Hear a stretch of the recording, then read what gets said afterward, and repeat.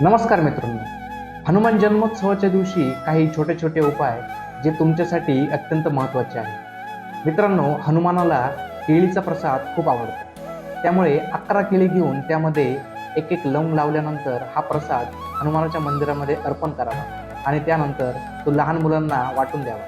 त्यामुळे अनपेक्षित संकटे दूर होण्यास तुम्हाला मदत मिळेल. त्याचबरोबर एका नागलीच्या पानामध्ये थोडी बुंदी घेऊन आणि एक लवंग ठेवून याचा विडा तुम्ही हनुमानाच्या मंदिरामध्ये अर्पण करू शकता. त्यामुळे तुमच्या करिअरमध्ये ग्रोथ होण्यास तुम्हाला मदत मिळेल.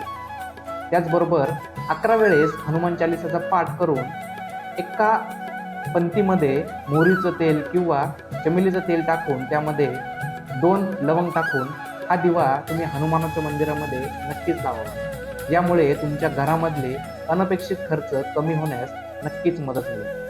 त्याचबरोबर आर्थिक स्थिती सुधारण्यासाठी या दिवशी अन्नदान केलेले हे चांगलेच असते. तुम्ही तुमच्या इच्छेनुसार या दिवशी अन्नदान देखील करू शकता. तर मित्रांनो, हे उपाय तुम्ही नक्की करा आणि तुमच्या मित्रांना देखील नक्की सांगा. धन्यवाद.